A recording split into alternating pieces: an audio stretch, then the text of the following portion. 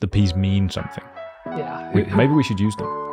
Yeah, who'd have thought these guys that have gone before the world of digital and this marketing science, there might be something in it. On today's episode of eCommentary, we are joined by Trendhim CMO Bjørn Seaton. Bjørn is a growth hacker by trade, turning into a data-driven CMO. We are going to cover all things from the perfect MarTech stack to how content is shaping the way that his team are driving growth at Trendhim, and also how they're taking a slightly different approach to the data that they're feeding back to the platforms. This one is an absolutely incredible episode filled with lots of golden nuggets. So if you're working in marketing and are looking to learn something, then I urge you to sit back, relax, pull out a notebook, and have a good listen. Bjørn, it is such a pleasure to have you on the show today. I'm really looking forward to diving into your expertise as a marketer, growth hacker, and general all-round marketing nerd, I think it would be fair to say. I've been looking forward to this a lot. So I think the best place to start with is your background as a growth hacker, growth marketer, and then the transition into a role as a CMO. Now, there's a lot of debate online, especially if you go onto LinkedIn, about whether businesses should be looking for a slow and steady CMO, a growth hacker that's going to drive them to the moon, or whether there's a perfect blend. So I'm really interested to hear from your growth hacking background how that shaped you as the CMO that you are today. Absolutely. So I can definitely recognize that there is, like, it was definitely shaped from that background. And there's been a transition for sure. I came in thinking very much about how to tweak, how to optimize, how to, different sort of like maximization curves of different equations that we could fiddle with. And that was how I came in. And it was a small team at the time. So it was just, a lot of it was just, can we squeeze 10% more out of something on Facebook? Dupe testing was a thing back then. You're recognizing that, yeah. And it was all kinds of hacks like that were very sort of appealing. And that was like, can I find the list of the next 5 hacks that we can apply? I wanted to do that. And it actually, it created decent results. So it seems like it was appropriate at the time. And then I think gradually as we grew the team, and also as it became harder and harder to just like add another 10% by, making a tweak, it became apparent that there was an over focus from my end on that sort of let's just tweak the next thing kind of thing. And a need to work more with sort of like, how do we think about the effect of frequency over time across different channels, which just wasn't part of the equation because it didn't fit in any of the equations before. And also that I've started placing more value on the creative. The effect that has and the connection it makes to people it's what's going to drive the sale.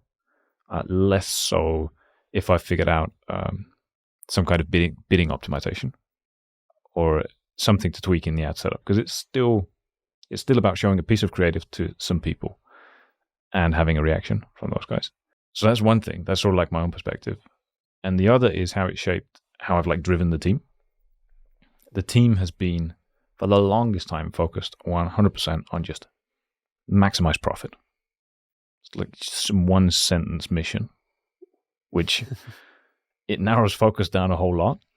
But it also means that we've had to adjust and broaden people's perspectives to also include a more holistic focus across different channels, and less sort of just heads down.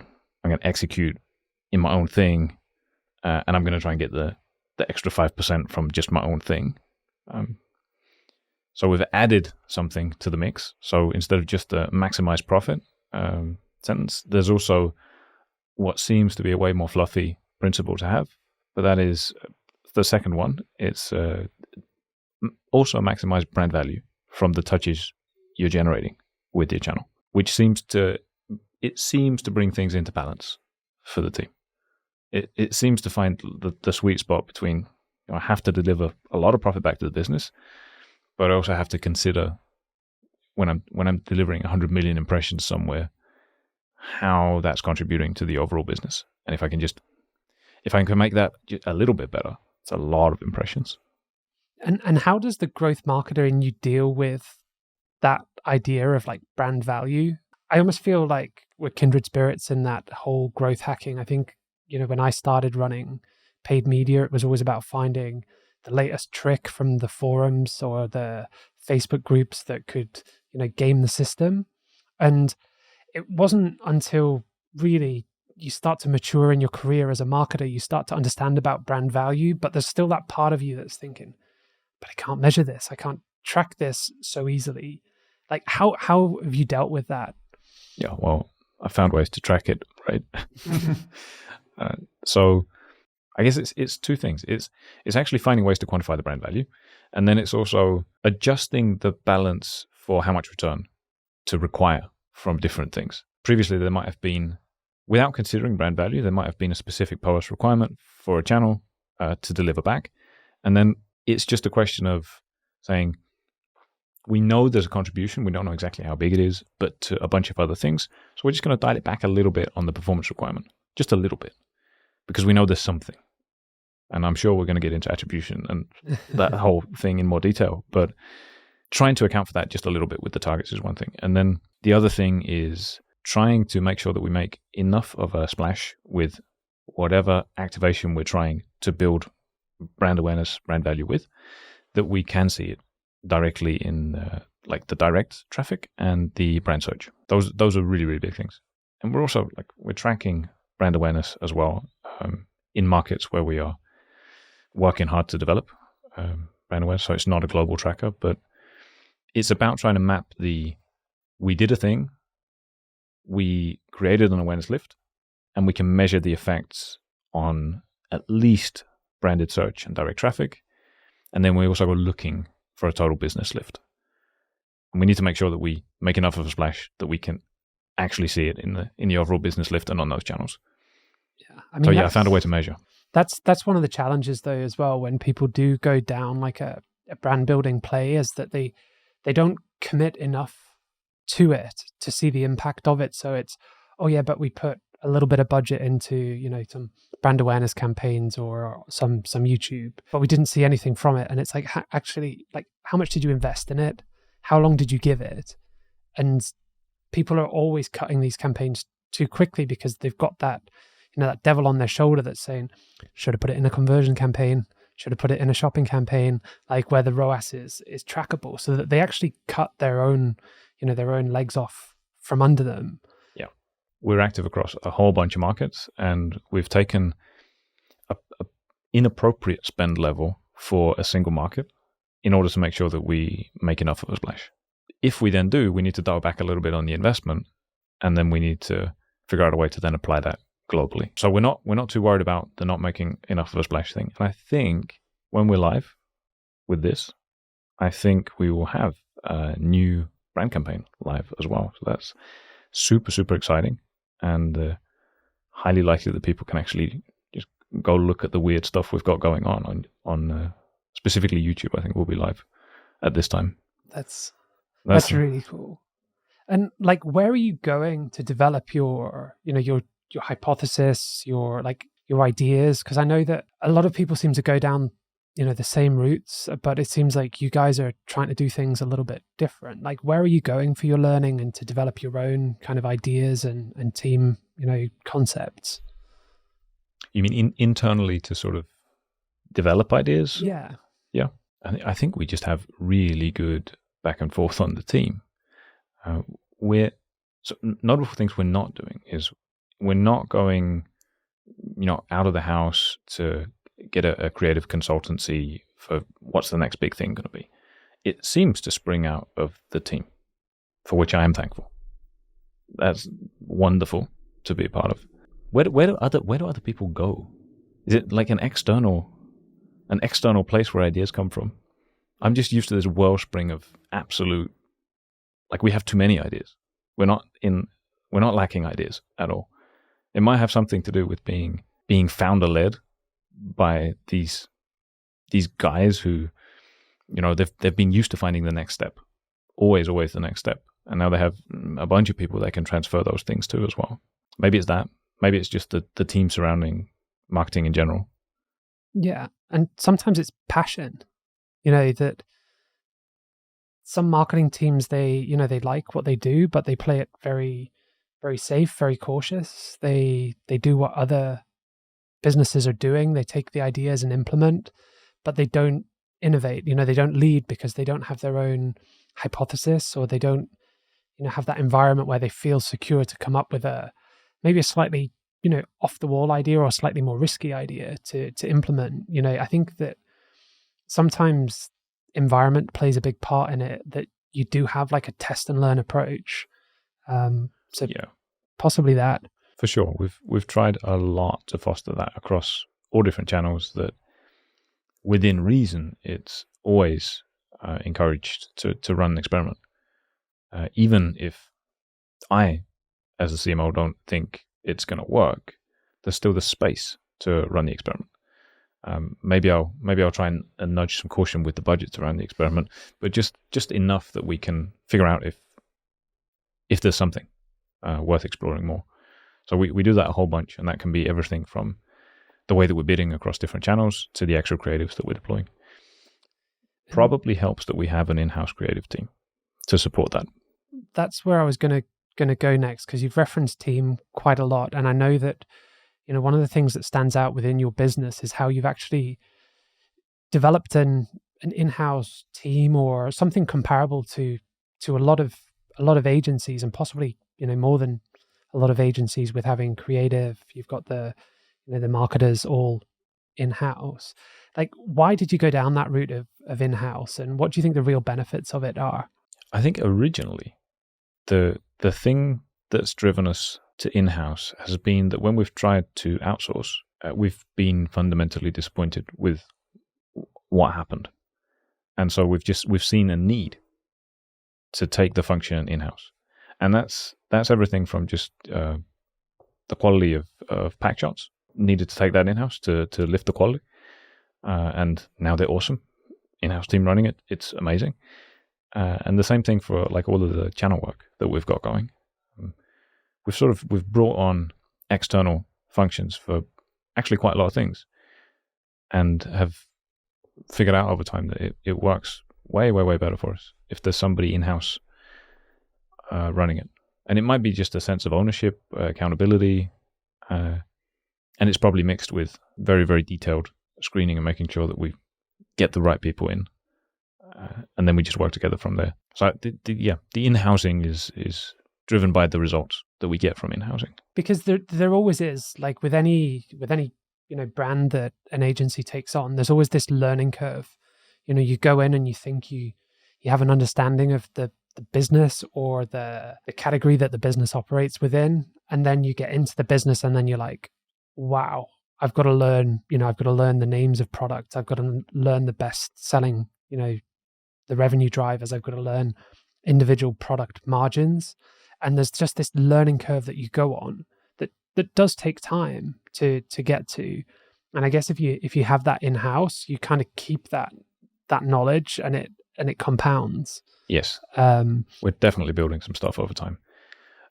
Also, our business does not seem to function in the same ways that people expect coming in. So there's a bunch of things that work differently. The lifetime of the product is usually way longer for us than in comparable fashion areas. The way that we send performance data back to platforms is different. People are used to seeing revenue. We don't send revenue. We send profit, which makes evaluation very different than what they're used to. And the opportunities to evaluate are also better than they used to from the outside. And seasonal things don't work as well for us. It seems seasonal is more important for fabrics, clothing, than it is for the details, the accessories around it.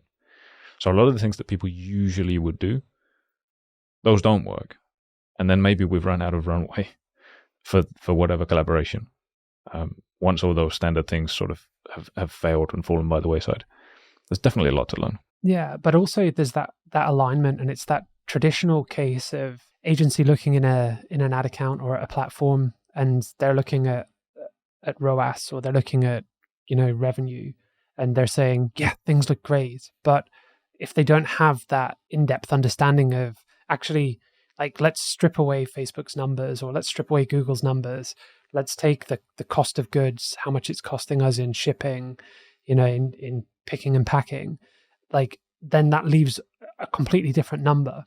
And if you don't have the understanding of a business's metrics, and some businesses aren't generous with those numbers, you've got to earn the trust to actually have a business tell you, yeah, that product there, it costs us X and we sell it for Y. Like, if you don't have that relationship, then it is very difficult. And you are talking from, two different stances. So that actually training your internal team to a number. And I've got to ask, like, if you were to come into a business from an agency side and you're going to work on profit as a ROAS, you're going to be thinking for the first couple of months, oh my God, like, is this right? Am I going to get fired tomorrow? Like, how are you educating your team on that? Combo. So many people will come in, don't have, it's not 10 years of experience running ads for different companies. So that means there's not so much to untrain. That's very, very helpful. And the second part, I think, is it's also a very simple metric in many ways, because when we've got a ROAS of 1.00 in a platform, it's a good chance it's breaking even, assuming we trust the platform for a second. So we adjust based on that as well. But that takes away a lot of the complexity of working with a revenue-based metric in the platform, is the not knowing. Suddenly there's like an ultimate clarity of, when we process an order, the number that goes in is correct.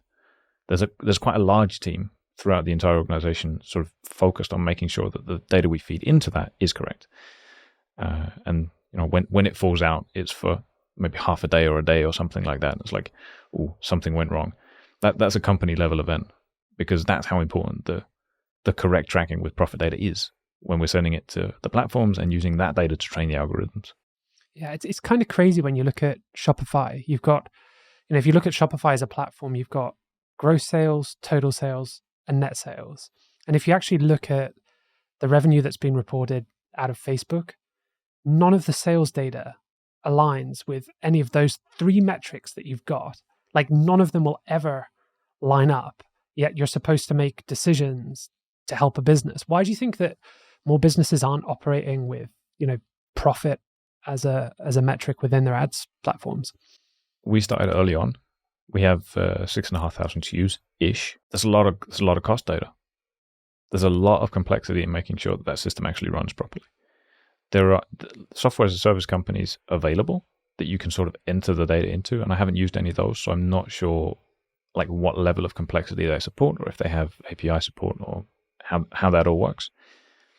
But the way that ours is built, I can see that it's not just something you do, and it's because the data is dynamic per order, right? So we try and account for even details like payment fees, pick and pack speed, box sizes that are used, and then of course the big variables like actual product cost and the shipping cost that goes into that, and those are dynamic depending on what actual shipping method was chosen. So we feed that in, and then of course what actual products were chosen, and then there's also stuff like trying to estimate a return rate, which is also calculated in there, which is category, country, swings wildly. Is very dynamic, so it's very, very hard to just hard code it in to some of the software as a service tools out there. I'm not sure how that would work. So I can see how the task is just pretty massive. We've just built a tool internally over many years that we've maintained and expanded on, which gives us a delightful and unfair competitive advantage now, because we've spent the whole time getting that right. Yeah, and I think it's really interesting to do that. It is clever. There are tools out there that say that they'll maybe do something similar, but we shouldn't also underestimate how much work goes into something like that. With what's gone on globally with, costs over the last, 6-12 months, I'm imagining some people within Trendhim have been, they've had a lot of data to check through and to update potentially. Absolutely. Especially some of the data that gets ingested from, for shipping costs. You can imagine how difficult it will be as shipping companies then choose to add extra fees on new lines with new names, sometimes not actually in the order sheet, but as like an extra afterwards. Yeah, ingesting that data correctly is definitely a challenge. Yeah, and it makes me, I've talked about this before, but we've had a really funny case with a client where they'd ordered some products, two pallets got lost in transit, and somebody at the company had signed for the order, that everything was there without fully checking the order. So 6 months later, there's a phone call from a guy who's bought 2 pallets of stock from this brand. And he phones up the company and he says, I bought these 2 pallets from the shipping company. Would you like to buy them? And they said, well, how much? And it was actually cheaper to double pay for these products than to buy the products new now, because of how much the fabric costs have gone up and how much, freight's gone up. So that they were like, yeah, that's a good deal. We'll pay twice, which is completely bonkers with how the market is. But it just shows how important it is to track these metrics also within your business, because, if you're working on old data in terms of your cost base and you're still working to that ROAS target or that, that's been set 6 months ago, like you could be hemorrhaging cash right now because you haven't maybe communicated with your agency. So I can really see the value of how these systems tie in. And I guess I've got to ask, like, is there a possibility that you could ever take that product to market? It's ours. We don't want to share. Not sharing any secrets just yet, but no. Yeah, potentially. I think that's always interesting with technology, because we've seen it within some of the e-commerce brands that we work with. They developed their own, one of the brands developed an inventory system, so they can pull data in from Bright Pearl, look at Shopify sales, and they can really calculate, what's doing well, how much inventory they have within their brand, and everybody's kind of looking to improve their MarTech stack and what they're doing. And I'm always really interested to find out, like, other than this beast of a system that you appear to have built, like what have been the best investments when it comes to MarTech for Trendhim? For sure. I guess a comment before the actual question, in relation to sort of like investing in tooling and systems, and whether we would go live with an actual product around like profit tracking.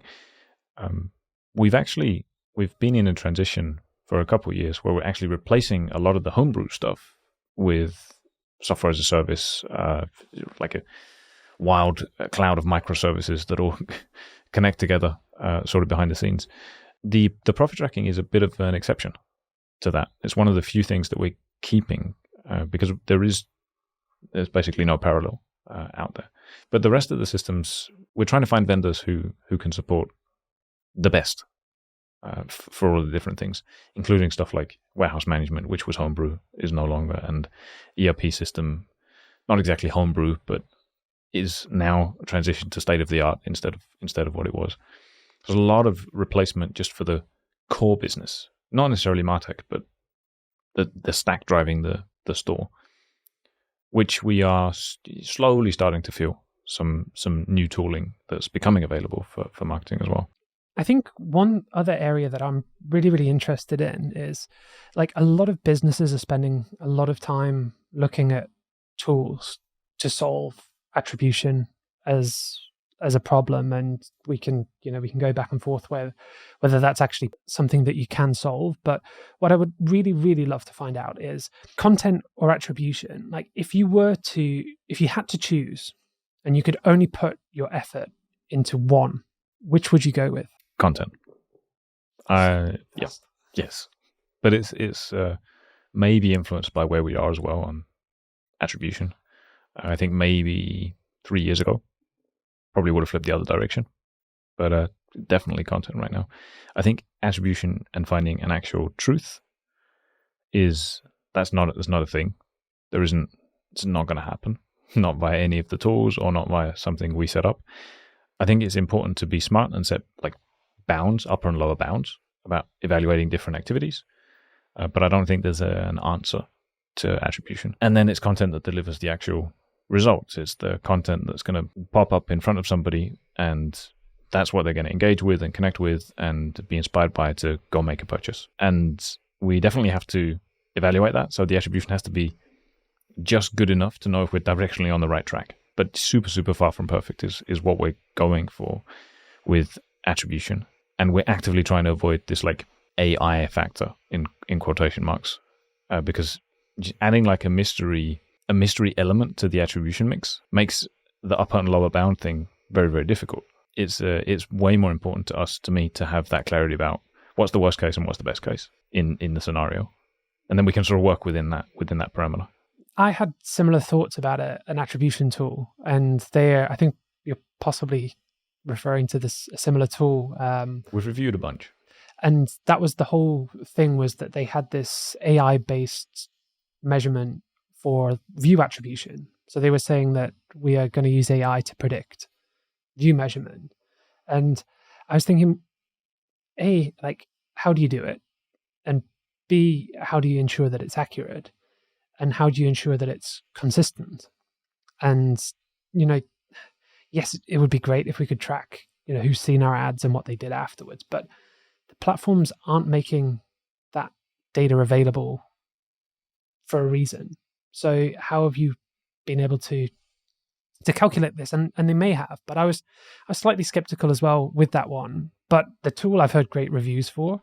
We usually end up there when in the evaluation phase with somebody who's pitching something new. They have this, they have this special partnership with different platforms, and they can get some data that other people can't get. And then we focus really hard on like, what is that data? How are you getting a user ID and getting behavioral data out of the platform? Can you show us that behavioral data? What is that connection?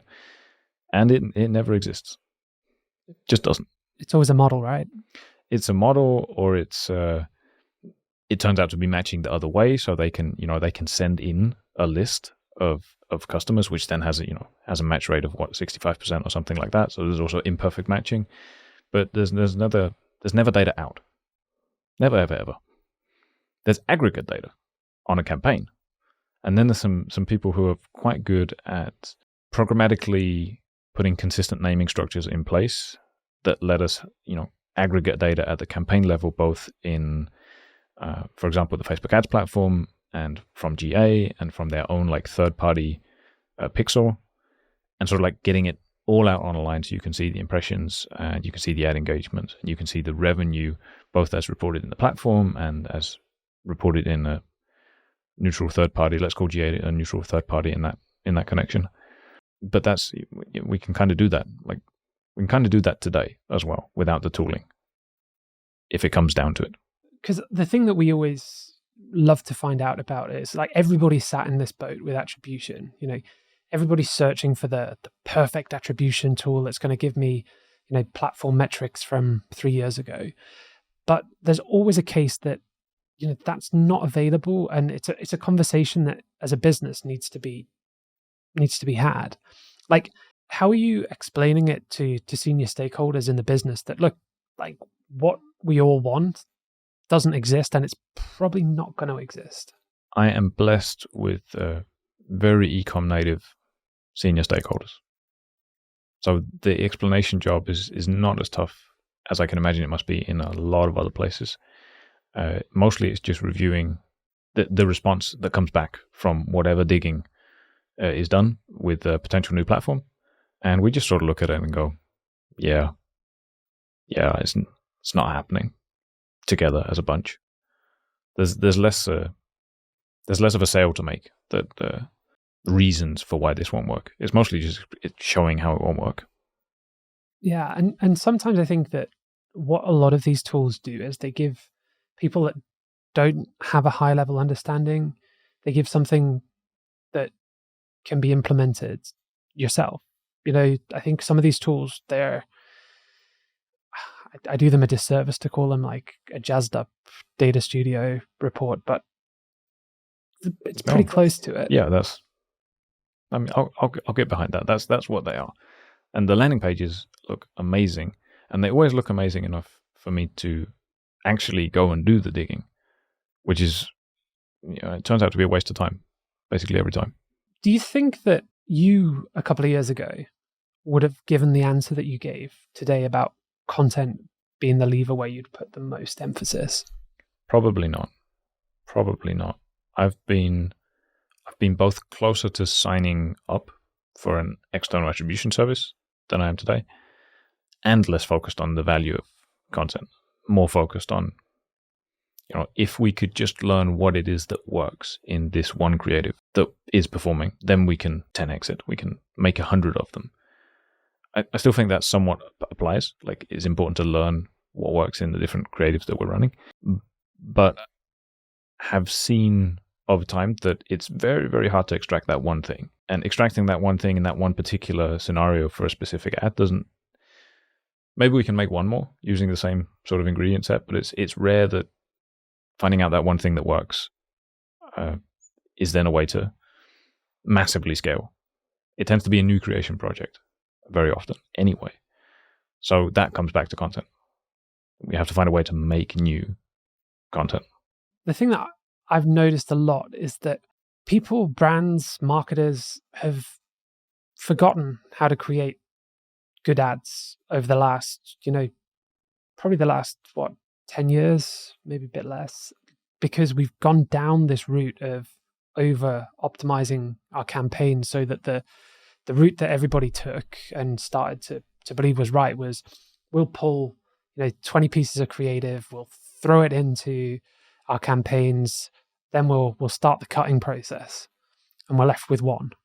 And then we put as much spend through it as we can until it stops working, and then it's like, okay, we've got to do this again. And like the beautiful game of advertising and creating, assets that resonate with people has been lost. And I feel like iOS 14 has been good in a way that it's kind of forcing everybody, myself included, to think about content and think about what we're creating and how that works with, the consumer. Like, how are you guys doing content? I saw a photo shoot in, was it Slovenia? Slovakia, yeah. Slovakia. You saw some behind the scenes stuff on, yeah. So we have a couple of different sort of content. Let's call them engines. One is the in-house creative team just being focused on taking one collection or one product at a time, and then building a creative package around it, which is sort of regular is not fair because it's awesome, it's amazing, but it's the normal creative package around making a product seem desirable. But there's a model who fits the product lifestyle and is good looking, and we make it all look amazing, make it look beautiful, and put it into the right context and make it interesting by changing different scenery, going to Slovakia and not having everything in a studio setup. That's one of the things, which is just make the products look amazing in different ways. Then there's a very different content stream, which is related to the UGC from running Massive Influencer Program. And that's everything from lower quality, lower production value, at least, images coming in from Instagram, to sometimes a bunch of reels with someone holding up product, talking about the product, what it does for them. And that gives us a lot of different ways to explore putting the human into the creatives, which we don't do as often in the studio. And then there's a third new leg, which is classic ads, of which there are soon some arriving, which is very, very exciting. But those are gonna feel like an advertisement in a whole different way. There's product in them, but they're not product spots. They are an effort to communicate the business in a memorable way. But that's very new, and I'm very, very excited to see how those do. But that's at least 3 different types, I think, of content that we've got going, and then excluding sort of some of the high tempo experimentation going on paid social, which is faster loops. Sometimes we need to figure out if we can make something work, so we shoot just like one of the guys from marketing with a product on to see if we can get some traction with an idea there. It's a lot of different content streams in the business. And how do you track the investment in content? Because I know that not everybody's blessed with a content creation team in-house, and that they need to use external suppliers for content. But like, what advice would you give to teams about making that investment? There's certain people who'll be listening and they'll be thinking, oh, but if I was to, arrange a photo shoot in X location, that's going to cost me so much. And I've got to balance the books. Like, what advice would you give to people when they're looking at content? I think we find that a lot of the justification for investing into that sort of, the product level content comes from the longevity on product pages and the on-site experience and the lift that is generated from making really good content for that experience. So for us, it's building a model for how long is the expected return time given the lift that we see generally from pushing that type of content out onto the site. And then in addition to that, of course, there's some factor for if we can actually make it work in ads, then one great success, one hit can pay for a lot of content investment. But the math does not work if the content creation is 100% focused on the ad side, at least in that connection. And it's similar on the influencer side as well, where at the core, there's an organic influence program that needs to function at a certain level. And that program then has spillover. And we can, of course, adjust the performance level based on the value that we see from the content that comes as spillover. But right now it's influencers, we make that perform. And then we have lots and lots and lots of content that we can test at reasonably careful budgets without being under pressure that it has to work because it's repurposed from a different place. Yeah, and I think also with content, it's about how you choose to use it. So for example, you get a piece of influencer content, like look at all the different, values in that piece of content. So you've got a voiceover, hopefully, that you can use. And people always forget that, hang on, that voice doesn't have to just sit on that video. That can be narration for our product, and we can overlay it with, different product shots, photography, video, other models. That can be, the narration of the piece. You've also got the video that you can chop, you can dissect it, you can pull sound bites and build this into, not just, oh, I've paid for X amount of videos. Actually, no, you've got all these videos that with a relatively decent editor that's not going to cost you too much money, you can multiply how much content you can actually create from that piece by just being creative or asking someone who is creative, how can we use this better? How can we use more of this? And when you start to look at that, you always see a lift in performance with most brands. When they take a new photo shoot, they invest in content, you see the performance benefit in the campaigns. You see that you're rewarded with lower CPMs, you get, more reach, more impressions. And this is what it is. And then as that content starts to fatigue, the CPMs start to go up, the impressions go down, the ROAS or, the other metrics start to drop. And people think, oh, well, it's just the ad platform getting more competitive, or, my competitors bidding more than me. But actually, no, it's just that the content that you're providing to the platform has got old, it's got stale, and it's telling you it needs something new. And by having a machine like, by the sounds of what you guys have got, you're able to benefit from those lower CPMs. For sure. We saw great performance in August on that side of things as well. That's positive. And then on the influencer content stream, so when we get a reel in from an organic influencer campaign, that gives us at least one piece of content for each of the paid social channels. So we can put it on Snap, we can put it on TikTok, and we can put it on Reels, sometimes stories as well, cross-posted on Instagram. And that's sort of without the editing, which gives us more options. And then we can also put it into a recent feature, which I'm super hyped about, is being able to build galleries on the product pages of just UGC. So not front and center, not in the main product gallery, because that's reserved for the ultra high quality pack shots and model images and delicious close-ups, but to get the social proof and show the product in different contexts.